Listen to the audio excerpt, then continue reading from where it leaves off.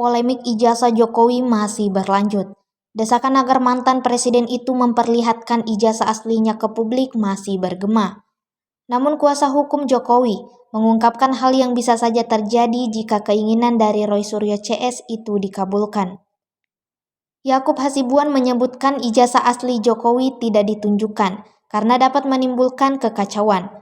Katanya pada saat konferensi pers di Senayan, Jakarta pada Minggu 15 Juni 2025. Kekhawatiran itu karena akan ada banyak pihak lain yang dituduh dalam perkara lain dan dipaksa untuk membantah tuduhan yang mereka terima.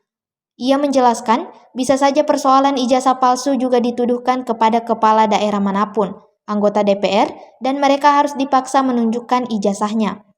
Padahal menurutnya pihak yang menuduh harusnya mampu membuktikan tuduhannya, bukan sebaliknya.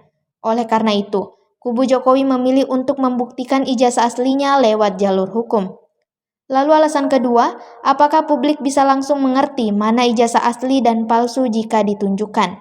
Hal ini juga pernah disampaikan Yakub kepada pihak yang menuduhkan ijazah Jokowi palsu. Yakub mengatakan, orang yang ingin melihat ijazah asli Jokowi kemungkinan tidak akan percaya, meskipun telah ditunjukkan dokumen ijazah di depan wajahnya. Download Tribun X sekarang, menghadirkan lokal menjadi Indonesia.